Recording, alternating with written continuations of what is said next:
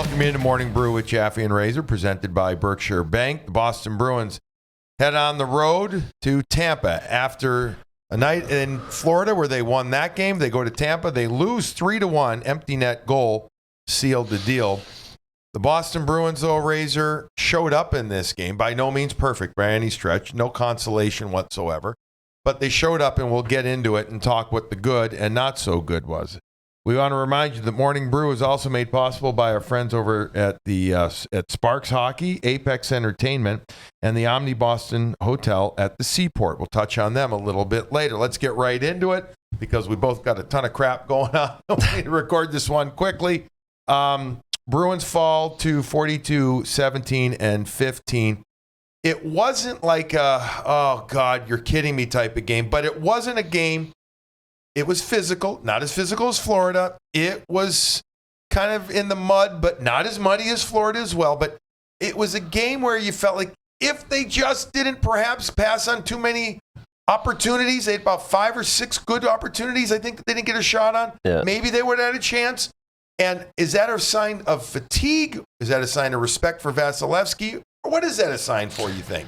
I don't know. I don't think it was a Vasilevsky thing, although he is playing better and he's just there. He's a bit, he's just kind of in your head. I don't know if it might be a little of a fatigue thing. It might be a little bit of just trying to be too fine, too perfect, and recognizing that they, maybe they didn't want to chase rebound. I don't know. I'm not exactly sure the reason for it, but it was certainly obvious they were turning shots down tonight, and in a game where it should be the opposite, where they should be simplifying and putting everything on net. Right, and simplification really should have happened on the power play too. There were not many power plays in general in this game. What was it, 0 for 1 for Tampa. And the Bruins were 0 for 2, if I remember correctly. Yeah, the second period, both in the second. Yeah, and they had a couple of chances on the power play, but nothing consistent. It was nowhere near as strong. It was nowhere near as crisp. We're going back to some soft passes upon entry, especially within a couple of feet of the blue line. That's frustrating when your top guys are like that. And Montgomery post-game, talked about that. Yeah, he said as much. It is because that's the game. You could tell by the time they were getting their power plays, you knew that was the only way they were getting into the game. Right. That was how they were going to pull away. Just because you said it was a muddy game, Tampa was doing a good job of playing their playoff hockey. Bruins were happy to play that playoff hockey after being back to back. They weren't going to be able to really generate. It was kind of just that ping ponging back and forth, and the power play was going to be the difference maker. And like we've said, and go through all 17 regulation losses and a bunch of the overtime ones too, you go back to the power play and their inability to get the timely one and has hurt them in those losses. Yeah, and it always seems for the most part for me to be entries. It just is. Entry into first decision with the puck, and it's just too slow. It's kind of been a repetitive or repeat message, and I'm not getting tired of talking about it, but you want to see it. You want to see it regularly change. I know it's not always going to be hot. We understand the ebbs and flows of the power play, but it needs to be better. Are there tweaks that can be made to it? Can you change the personnel? I mean, JVR's not on power plays now. In fact, he did get back into this game. I mean, do you just keep sticking with these guys because they're your top guys, or how do you make it different? I guess that comes down to it now. How do you make it different? Well, personnel's first. You have, I would expect limited options with that. Now we know they made it different, by the way, against Florida. They moved guys around a bit. Yeah, Marchand in front more than on the flank. Yeah, and we didn't see that at all tonight, which I kind of forgot about that. Actually, I wanted to see that. That completely went back to normal. You're not. I don't see any situation here with 8 games left in the season where McAvoy, Marchand, and David, of course, are coming off the power play. Those other two have interchanged, whether it was Coyle, Zaka, DeBrusk, Van Riemsdyk, Brazeau. You could mix and match those guys a little bit, but the main three are are steadfast. Could you tell if this team was tired? Yeah, I thought they were tired. Coming off the Florida game, yeah, which again, very intense, very physical. I would say emotional. Yeah, well. for sure. Okay, emotion. Yep. This game had intensity, but it wasn't as nasty. Nowhere near as nasty. And the nastiness is different. When you're, think about it. When you're in a nasty situation, you get the energy's going. I mean, your fingers are moving, your hands are ready. You know all that stuff. I'm talking in life, not just on the ice. Same thing playing hockey, right? I think a lot of our listeners know that. Many of them have played.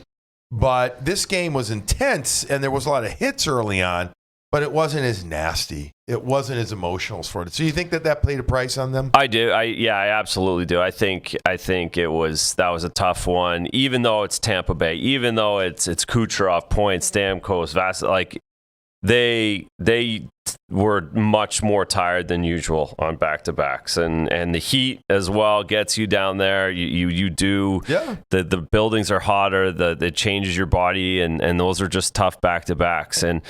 And again, you have to credit Tampa. It wasn't like they gave the Bruins any chances either. Like they got absolutely nothing for free except for the goal on Heinen, which was still a really good forecheck by that line. The Tampa Bay Lightning gave them absolutely nothing for free and made them work for everything, and that started to wear the Bruins down as well. I think we saw it in they couldn't even get the 6-on-5 set up. They were done at that point. They were pretty spent. Yeah, if you're starting to dump and chase and not be able to get it back, it's a mental thing too. Yeah. You're going to get lucky if you're going to get a break. Yeah. And by the way, it's a good set play that Tampa has on the 6-on-5 when puck gets, as soon as it gets behind the net and they pick it up, he takes off. They ice the puck. He nullifies the icing. He puts it into an empty net. I mean, it's smart. It's simple, basic hockey, but it's a smart set play. Some teams are hesitant to send a guy because they're like, oh, no, we got to keep numbers back. They're like, screw it. We're going to ice it. We're going to believe that we're going to ice it. We are going to ice it, and we aren't going to mess around with it. And it works. We saw some different D pairs moved into this game, coming into this game, as Jim Montgomery and his staff kept Grzelcyk and McAvoy together. But then they put Weatherspoon and Carlo together, and Lindholm and Peak. Peak and Lindholm played more ice time than the Carlo pair, Carlo and Wotherspoon. I guess the easiest way to get into this is your initial thoughts on that. I liked it heading into the game to try and give a different look, and you brought up just a little more balance, perhaps. Although, again, Wotherspoon and Carlo ended up playing fewer minutes than the other pair. Yeah, it was. I was intrigued by it right away. I liked it. It stood out to me on paper. It looked like it would fit. I thought I didn't. The Wotherspoon on the offside goal had a turnover, but I thought they moved the puck a little better than they did in Florida, especially. And again, it was a different game, different kind of forecheck, different kind of playing, but. I didn't mind the new pairings. Interesting that Carlo only got 15 minutes. Also lends itself to the fact there was only one penalty kill, and they were trailing the game. So that actually makes sense. Is about his minutes if there's only one penalty kill and they're down most of the game, which is a good thing for he needs a bit of a rest. He's played some big hard minutes, and that's just why I like the split up, just to allow sometimes Lindholm goes over and faces Kucherov and Point. The other times Carlo can jump over and face them and just kind of split those guys up rather than getting the big boys every single time they're on the ice, which they have seemingly the last month. Let's touch on Linus Ullmark's game and Jeremy Swayman. We talked about Swayman after the Florida game, and he was good. We didn't, the handling of the puck touches early on needed to be rectified. They were, but he was important in the win. Linus, I thought, was excellent in this loss. Mm-hmm. It's more about, it's not the volume of shots, it's the high danger chances. If you follow a natural stat trick, which we like to quote one here and there, Tampa unofficially 12-3 high danger chances. Yeah, that was noticeable. And that was the big difference. See, to me, and I want to ask you something about that coming up, but he made 3 or 4 really good saves per period, hence your 12 high danger chances. Yeah, he was very good. Again, he has been since the deadline. His game is really solid, I think, and very calming. There's no extra movement. He has, he's been finding good depth, hasn't been out of position at all, smothering pucks. All of that was tonight, like it has been for 6 games now. And he seems to be really settling into the season and settling into his role. And tonight he knew he was going to have to be almost perfect, and he was pretty close. All right, so you have back-to-back games in Florida. Florida outchanced. If you're into the Corsi, what that means is a reminder, folks. It's the cumulative amount of shot attempts on net. It's total shot attempts on net that are blocked or missed, right? But it's cumulative shot, so it's called Corsi. Anyways, Florida Bruins were outchanced 44-28. Tampa, they were outchanced 53-34. While analytics are important, and I absolutely respect them, I'm the same way as you. I think I use them. You use the goalie ones more than I do, type of thing. Yeah. Looking back now at it, having those numbers, does that concern you? Given that it was 2 games in a row, somewhat 2 different styles, but similar in the result, that they got they got outchanced significantly. So puck possession was in favor of the opponent both nights, Razor. Yeah, I think tonight it doesn't at all. And I think last night they were at times in the first period, the first half of the game. It took them a little while to get acclimated. And I thought they turned that game around. So I think I didn't think tonight that it was so egregious that they couldn't get the puck out of the zone and they couldn't make plays. You felt like they couldn't get to the middle of the ice in the offensive zone. You felt like the power play didn't work, but I didn't feel like they were getting smoked. No, but I do feel that they were they were dominated in high danger chances. Yeah. Which, eventually ends up being a little telling in my book. And that I couldn't agree with you more. In the middle of the ice, again, Tampa controlled that area. Yeah. Bruins did not generate enough offense. In fact, post-game on NESN, Montgomery talked about in the interview that they broke the puck out better, created more, and that was a big difference in the game. I couldn't agree with him more. The Bruins struggled with that. So, I really do agree with you, and I'm glad you said about the Florida game because the Bruins got going later. Once they got going, it didn't completely bounce, but it did. High danger chances in the Florida game, very telling. 9-7. Yeah, that's what that felt like. Right. And then tonight you're on the back-to-back. And listen, they would have had 2 or 3 more if they shot the puck. If Charlie Coyle shoots the puck, that's a high danger chance. Right. On the 3-on-2. If they shoot the puck in the third period on the 4-on-3. Shoots the puck. Yeah. Forget even passing it to yeah, Coyle. well, that too. Sure, that's a high danger chance too, right? If they shoot that. So they turn down high danger opportunities for nothing tonight too. That's frustrating. Yeah, that's annoying. And again, you get into it.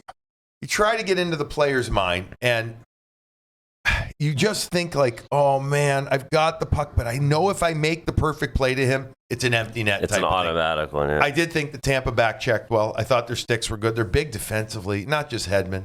Perbix is big, and Chernak is big. Yeah. Dumba's got solid size. They got good size there, Radish, et cetera. So I thought they showed that they recovered well. I guess that's the point.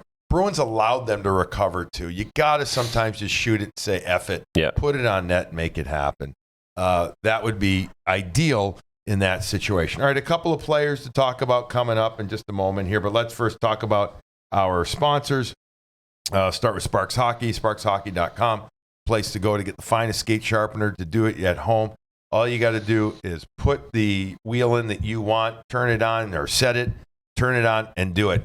I give it every week 2 sharpenings. I do. I give it a nice 2-pass once a week. Jake's skates are great. Mine are great. Although I'm not skating right now. Too hard. That's another story for another time. But if I was, Sparks Hockey would be sharpening my skates. Check out sparkshockey.com. Use the code Morning Brew, or check out their specials on the website for specials there. They've got the best product around, sparkshockey.com. Speaking of a great product, the Omni Boston Hotel at the Seaport is a great place to be, to hang out, to go there for a staycation, to go there when you come into town. Unbelievable area in the Seaport. There's so much dining and entertainment around there. Or if you want to just stay in the hotel and enjoy dinner, they got 6 different restaurants here. They got a great coffee bar. They've got the Sporting Club, which is really one of the top sport bars in all of Boston. 12 big screen TVs there. You want to go there and watch the Bruins play. Like go there on Saturday night coming up when the Bruins play Washington on the road. That'd be a great place to go. Have dinner there, have a couple of drinks, watch it on the big screen. It would be a lot of fun. There's also going to be the NCAA tournament. Yeah, exactly. There. March Madness. Yeah, you got Razor on TV. You could see. You got me. I'll be on a little bit. Razor's going to be all over. He's on ESPN. He's on ESPN this weekend. I'm sure the Omni Boston Hotel at the Seaport at the Sporting Club will have it. Use the code PROBRU, PROBRU, at checkout if you're going to get a room, and you will get 15% off the best listed price there. Check out the Omni Boston Hotel at the Seaport. You will love it. Trust me, you will love it. All right. Do we have an Apex most entertaining moment of the game? Did you think of one in this game? Well, it was the Heinen goal was the only time we really got excited watching. The other one was that the Ullmark save at the end, which turned into the Lindholm save in the third period, or the offside. Yeah. The offside call, maybe. Oh, Jesus. I just went through the three. That's all. The only three, and those were. We'll call it Dan Heinen night. That's the Apex most entertaining moment of the game. Heinen's 15th goal of the season at the 17:11 mark of the first period. Tied it up at 1. Check out Apex Entertainment up in Marlboro. ApexEntertainment.com. 100,000 square feet of fun. You'll always have a good time. The weather's always great at Apex. And lastly, Morning Bru is happy to talk about Bruins Authentics. That's the official game used, team issued, and team stock memorabilia of the Boston Bruins. Go check out everything at BruinsAuthentics.com and be the first to hear about the latest memorabilia drops. It's all great stuff. Sticks, pucks, skates, gloves, helmets, whatever. Everything's authenticated. BruinsAuthentics.com, the place to go. All right. So now the Bruins, let's talk about the third line. Didn't love Geeky's game in this one. Didn't love the third line game, at all. So the third line coming into the game, JVR back in the lineup on the left, Geeky in the middle, Frederick on the right. Freddie was trying to get involved. He stood up to Jeannot, took an uppercut. It's going to happen. Never really got set for that fight. Yeah. But the line kind of... It was both nights, right? It was both nights that we talked about last night. That should have been a night where those guys are really cooking. They get scored on 15 seconds in the game. Tonight, they get both goals scored against them. Geeky's on the ice. They needed to be way better, unfortunately. And we haven't said that a lot in the bottom six this season, but tonight, as well as last night, but especially tonight, they needed to rebound, and unfortunately, they didn't. And that has to be frustrating because... and again, they had different left wingers, both different nights. That might affect things a little bit, but the pairing of Geeky and Frederick has to play better for them to win against teams like that. Is it your only option right now is to move in and out a combination of JVR and Lauko? Can you figure something else out? I mean, are you willing? Hear me out on this. I'm just throwing this out there. Are you willing to try Jesper Boqvist up with Zacha and Pasternak? I mean, moving Zacha to the wing. I'm just throwing stuff out, and then maybe you're moving Heinen down to that third line, and then Lauko on the fourth line, Beecher in the middle with Brazeau. Eventually, Maroon comes back. I'm just trying to think of something because that left wing spot on that third line seems to be a little bit of a conundrum right now, Razor. Yeah, or you move Frederick over to the left, you put Geeky over on the right, and you move Boqvist in the middle, and then down on the bottom you go Beecher, Lauko, Brazeau. You could, keeping. Well, what about Brazeau on the right and Freddie on the left? You could do that with Geeky in the middle. Yeah. You could easily do that as well. I'm not touching Heinen on that top line. I'm not touching those guys, and I don't think David wants anyone. I don't think David wants to be messing around with his line right now. But I would certainly. Boqvist hasn't been as good the last he hasn't. Week and a half at that center position, so you might need to move him around to get his feet going. I would. You have to do something again. There's no you can't leave the same bottom six as you just did the last two games. They didn't make a difference, and those guys are real easy and quick to be changed. So that will be something to watch Saturday. Well, it will, except for the fact that Maroon isn't ready yet to play, and you're carrying one extra forward right now. You're not calling guys up either, right? No, not. I would be shocked. Yeah, they're not wasting money. You've got two defensemen that could come in again. We thought maybe one of them would come in. We both thought that the Bruins would make 2 moves. We thought for sure that JVR would be in, and then we thought one of the defense, and neither Lowry or Shattenkirk did. I'm gonna think that one of those 2 guys gets in for Saturday. You would think. Yeah. I mean, and especially when he says we didn't break the puck up well, so that means so you had 2 guys. You had 2 guys that are good at breaking out pucks, or should be good at breaking out pucks, sitting out. So yeah, you would expect one of them to come in. We haven't seen Lowry for a while, so you got to get him some minutes too. Yeah, David Pastrnak said it best. Didn't deserve to win. Yeah, he said that post game, and that's going to happen. This type of game. How? I mean, listen. You experienced it. You lived it. Would the guys talk about back-to-backs? Would they make a big deal of it or no? I mean, is it just mind over matter? Yeah, you just know. You just know you have to do it. You focus on your start because you know you have you should have an advantage at the start of the game. You know you're going to leak oil at the end of the games. That's typically the way you think about going into these. You try and rest as much as you can. But no, everybody in the league knows who's playing in them, who your opponent is, or when you're on them. And again, you try and get through them. You try and play a simple game like they kind of did tonight, and you hope for that quick strike where you can kind of hang on. So if you were Jeremy Swayman last night and you played the first game of the back-to-back and then you went into Tampa, not a far ride at all, not close to the airport, et cetera, short 29, 30-minute flight, whatever. And then the hotel, beautiful hotel, by the way, right next to the arena right now. That's a perfect setup. Since you're a sleeper and knowing that you weren't playing today, how much did you sleep? All day. Yeah, it's the best. Would you have gotten up at any time to go eat and then go back to bed? I would probably do that. That was typical because I loved having the nap too. So I would imagine they would have had like a team meeting stretch. So you're mandatory on that. 4 guys skated. That was it. 4 guys skated. Swayman being one of them, by the way. So you would have had to skate probably. Yeah, a lot of times. If I played, I would have skated too because I would have liked to have gone up. If I played, I definitely would have gone for a little skate with those guys. Yes, for sure. To get up and go and do stuff. If I didn't have, because Linus didn't want to skate, Swayman had to go skate. So he got up and then probably had a really long nap, like a 4-hour long nap today. Right. Now, would you go to the rink when you were starting? What time would you go to the rink? I didn't get there that early. No, I was always happy. I later in my career I started getting on the first bus, but I was always a second bus. You need to stretch more, probably. Yeah, exactly. And you didn't sleep as much. But when I slept a lot when I was younger, you would stay till 4 in the wrapper. Very good beds at the JW Marriott there now. Very good setup. Yeah, it's very nice setup. Easy walk, nice over. Although some guys will actually. That's a good thing with the walk too. But you would take the bus because you didn't want to sign autographs and get bugged and stuff. Right. Well, the other thing is it's hot. It's so hot. You start I don't know what it was down there. I've sweat through suits. Yeah, exactly. Literally, if I could, I'd call an Uber for absolutely 1/10 of a mile walk. Absolutely, just to get over there. All right. Did I miss anything on this one? This is a quick brew. Anything about you see these 2 games? I don't feel any, I feel good about last night. I don't feel bad about tonight. I would have liked to seen some different things. Good split. It was a tough one. They played properly.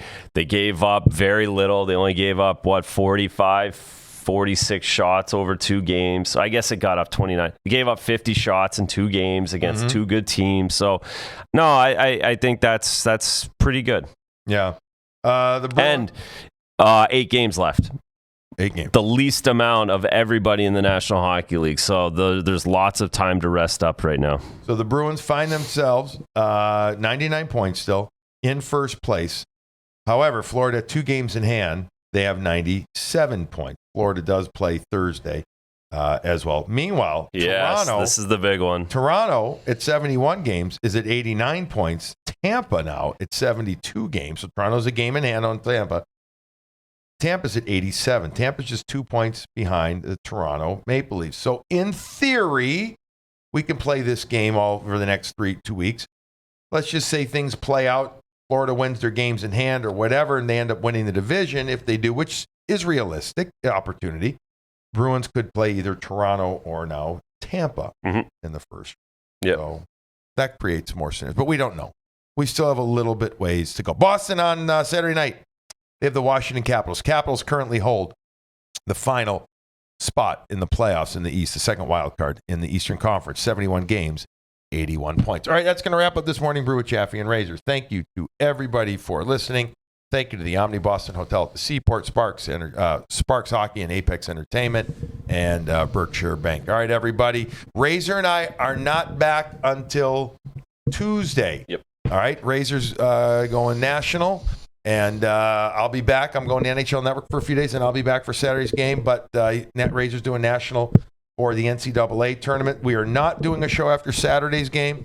We will be back with you after Tuesday's game against the absolutely freaking off-the-charts hot Nashville Predators. All right, everybody enjoy the next couple of days, and while you're at it, enjoy yourself another cup of coffee.